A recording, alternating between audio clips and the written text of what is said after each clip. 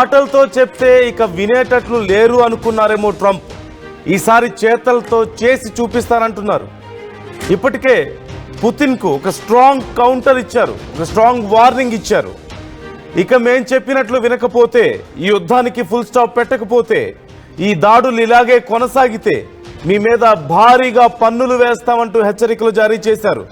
ఈ నేపథ్యంలో 50 రోజుల్లోపు తాము చెప్పినట్లుగా వినకుండా గనక ఇలాగే వారిని కొనసాగిస్తే 50 రోజులు సమయం ఇస్తున్నాం, ఈ 50 రోజులు దాటితే మేము మీ మీద భారీగా పన్నులు విధిస్తామంటూ ట్రంప్ పుతిన్కు హెచ్చరికలు జారీ చేశారు.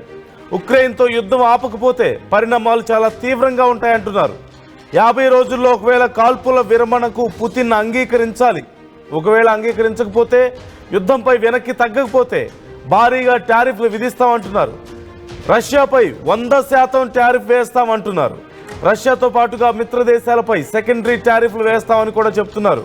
నేను చెప్పిన తర్వాత కూడా పుతిన్ యుద్ధం ఆపడం లేదంటూ ట్రంప్ అసహనం వ్యక్తం చేస్తున్నారు. పుతిన్ ఉదయం తీయటి మాటలు మాట్లాడుతూ రాత్రికి వచ్చేసరికే బాంబులు వేస్తున్నారు అంటూ ఆయన ఆందోళన వ్యక్తం చేస్తున్నారు. రష్యా క్షిపణి దాడులను అడ్డుకోవడానికి ఉక్రెయిన్కు పేట్రియాట్ 8 డిఫెన్స్ సిస్టమ్ను అందజేస్తామంటూ కూడా ట్రంప్ ఇప్పటికే ప్రకటించిన విషయం మనకు తెలిసిందే. ఇక్కడ యుద్ధానికి సంబంధించి కొన్ని కీలకమైనటువంటి అంశాలను మనం ఒకసారి పరిశీలించాలి. ఈ మధ్య జరుగుతున్నటువంటి పరిణామాలు ఒకసారి పరిశీలిస్తే, మరొకసారి ఉక్రెయిన్ మీద రష్యా ఒక్కసారిగా దాడులు చేయడాన్ని మనం చూసాం. సుమారుగా ఒక 600 వరకు క్షిపణులను ఉపయోగించి, డ్రోన్స్ను ఉపయోగించి అక్కడ దాడులు చేయడం, అనేక క్షిపణులు దాడులు చేస్తున్నటువంటి పరిస్థితి. రష్యా ఇటు ఉక్రెయిన్ ఉక్కిరిబిక్కిరవుతోంది. రష్యా చేసినటువంటి దాడుల్లో చాలా వరకు తిప్పికొట్టినప్పటికీ కూడా, చాలా వరకు డ్రోన్స్ని పేల్చివేసినప్పటికీ, క్షిపణులను పేల్చివేసినప్పటికీ కూడా ఉక్రెయిన్ అతలాకుతలమవుతూనే ఉంది.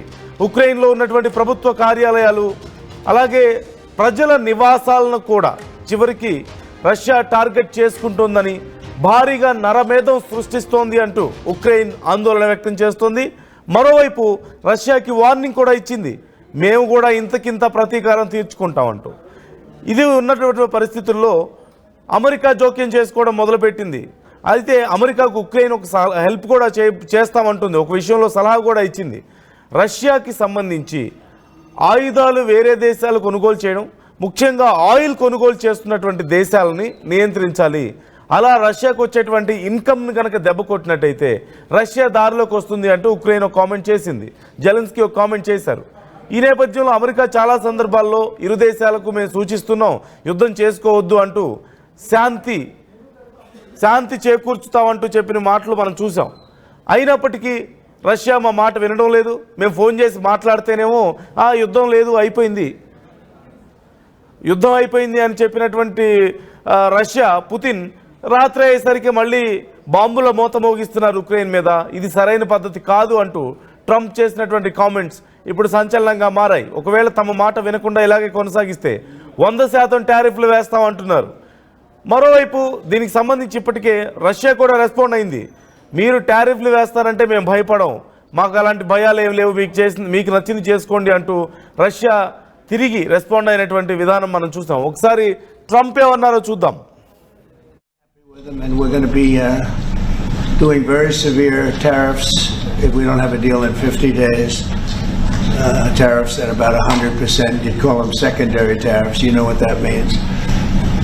But today we're going to talk about something else. And as you know, we've spent $350 billion approximately on this war with Russia and Ukraine. And would like to see it end. It wasn't my war, it was Biden's war. It's not my war, I'm trying to get you out of it. And we want to see it end.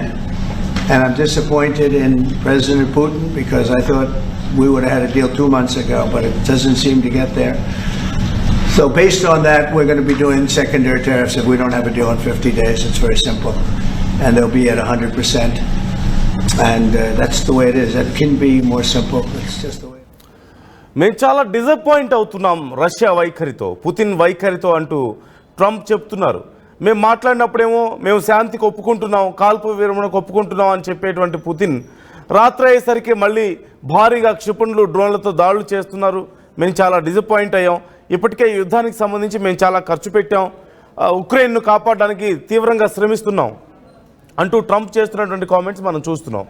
ఒకవేళ కనుక 50 రోజుల్లో Trump ఇటు Russia కనుక కాల్పుల విరమణకు ఒప్పుకోకపోతే 100% tariff వేస్తాం, 100% సుంకాలు వేస్తాం అంటూ ట్రంప్ హెచ్చరికలు జారీ చేశారు. ట్రంప్ హెచ్చరికలకి మరోవైపు రష్యా కూడా అంతే ఘాటుగా స్పందించింది. ఏం చేసినా సరే మీరు చేసుకోండి, మేము మాత్రం మాకు నచ్చినట్టు చేసుకుంటాం, మీరెవరు మాకు చెప్పడానికి అంది. ఈ వైఖరి మనకి చాలా కీలకమైనటువంటి అంశం. అంటే ప్రపంచంలో చాలా దేశాలు అమెరికాని పట్టించుకోవడం లేదు, అమెరికా గుత్తాధిపత్యాన్ని వ్యతిరేకిస్తున్నటువంటి పరిస్థితి మనకు కనిపిస్తుంది. ఈ మధ్యనే మనం చూసాం బ్రెజిల్ బ్రిక్స్ సదస్సు సందర్భంగా, బ్రిక్స్ దేశాల సదస్సు జరుగుతున్న సందర్భంగా ట్రంప్ చేసిన కామెంట్స్ చూసాం మనం. మీరు కనుక అమెరికాకి వ్యతిరేకంగా వ్యవహరించిన డాలర్ని దెబ్బతీయడానికి ప్రయత్నిస్తున్నారని తెలుస్తుంది. ఒకవేళ అది కనుక మీరు చేస్తున్నట్లయితే మీ మీద భారీగా టారిఫ్లు వేస్తామంటూ ప్రకటించింది. ఈ నేపథ్యంలో బ్రెజిల్ అధ్యక్షుడు చేసినటువంటి ప్రకటన మనం చూసాం. మీరు ఎవరికి రాజు కాదు, ఇక్కడ రాచరికం లేదు, ఎవరు ఇష్టం వచ్చినట్లు వాళ్ళు చేసుకుంటాం, మీ కంట్రోల్ మా మీద అవసరం లేదు అంటూ బ్రెజిల్ చేసినటువంటి కామెంట్ మనం చూసాం. ఇప్పుడు రష్యా చేస్తున్నటువంటి కామెంట్ మనం చూస్తున్నాం. ఒకానొక సమయంలో ఒక మాటలో చెప్పాలంటే ఉక్రెయిన్ కూడా కొంత డీవియేట్ అయిన పరిస్థితి మనం చూసాం. ఇప్పుడు మళ్ళీ అమెరికాకి ఉక్రెయిన్కి మధ్య ఆ ఫ్రెండ్షిప్ కుదిరిన పరిస్థితి కూడా మనం చూస్తూనే ఉన్నాం. ప్రపంచ దేశాలు చాలా వరకు కూడా ట్రంప్కు వ్యతిరేకంగా వెళ్తున్నాయి. చైనా ఎప్పటి నుంచో ఎలాగో వ్యతిరేకంగానే ఉంది. అలాగే మరోవైపు ఇరాన్ మనం చూస్తూనే ఉన్నాం. భారత్ విషయంలో ఫ్రెండ్స్ అని చెప్తూనే టారిఫ్ల విషయంలో మాత్రం నేను కనికరించనని చెప్తున్నటువంటి తీరు మనం చూస్తూనే ఉన్నాం. ఇలా ప్రపంచ దేశాల్లో ఈ మ్యాడ్ మ్యాన్ థియరీ అనేది కొనసాగుతుంది. మ్యాడ్ మ్యాన్ మెంటాలిటీ ట్రంప్ కొనసాగిస్తున్నారు. అంటే మిత్రులతో శత్రుత్వాన్ని పెంచుకోవడం, శత్రువులతో మిత్రుత్వాన్ని పెంచుకోవడం, తద్వారా ఆయన నష్టపోవడం, ఏ ఉపయోగం లేకపోగా మనం చూస్తూనే ఉన్నాం. ఈ నేపథ్యంలో మరోవైపు మనం ఈ యుద్ధానికి సంబంధించిన అంశం చూసినట్లయితే రష్యా నాకు నచ్చినట్లు నేను చూసుకుంటా అని చెప్తుంది. మరోవైపు ఉక్రెయిన్కి తిరిగి ఆయుధాలు మేము సప్లై చేస్తామని ట్రంప్ చెప్తున్నారు. గతంలో బైడెన్ చేసినటువంటి అగ్రిమెంట్ను ట్రంప్ వచ్చిన తర్వాత క్యాన్సిల్ చేశారు. మీకు భారీగా ఆయుధాలు ఇచ్చుకుంటూ పోతే మాకు ఇక్కడ ఖజానా ఖాళీ అయిపోతుంది, కాబట్టి మేము ఇవ్వలేమంటూ అమెరికా ఉక్రెయిన్కు ఆయుధాలు ఆపేసిన విషయం మనం చూసాం. అయితే ఈ మధ్య కాలంలో మళ్ళీ అది రివైవ్ చేశారు. ఆ అగ్రిమెంట్ని తిరిగి ఆయుధాలు మేము సప్లై చేస్తామని కూడా చెప్పారు ట్రంప్. ఈ నేపథ్యంలో రష్యాను గట్టిగా ఎదుర్కోవడానికి ఉక్రెయిన్కి మేము సపోర్ట్ చేస్తాం అని చెప్తూనే యుద్ధం ఆగితే మంచిది అనేటువంటి శాంతి సూక్తులు కూడా వల్లిస్తున్నటువంటి తీరు మనం చూస్తూనే ఉన్నాం. ఓవరాల్గా ట్రంప్ అసలు ఎందుకు ఇన్వాల్వ్ అవుతున్నారు అంటే, యుద్ధం జరిగితే సహజంగా అమెరికా బిజినెస్ చేసుకోవడానికి ఇష్టపడుతుంది. ఎక్కడైనా పాకిస్తాన్ లాంటి దేశాలు కూడా సపోర్ట్ చేయడాన్ని, పాకిస్తాన్, ఖతర్ లాంటివి సపోర్ట్ చేయడాన్ని మనం చూస్తూనే ఉన్నాం.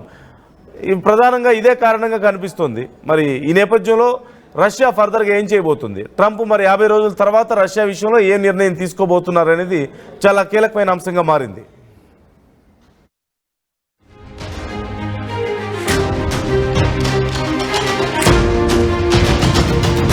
We're going to be doing very severe tariffs if we don't have a deal in 50 days. Tariffs at about 100%. You'd call them secondary tariffs. You know what that means. But today we're going to talk about something else. And as you know, we've spent $350 billion approximately on this war with Russia and Ukraine. And would like to see it end. It wasn't my war, it was Biden's war. It's not my war. I'm trying to get you out of it. And we want to see it end. And I'm disappointed in President Putin because I thought we would have had a deal 2 months ago, but it doesn't seem to get there. So based on that, we're going to be doing secondary tariffs if we don't have a deal in 50 days. It's very simple. And they'll be at 100%. And that's the way it is. It can be more simple. It's just the way it is. Very unhappy with them, and we're going to be doing very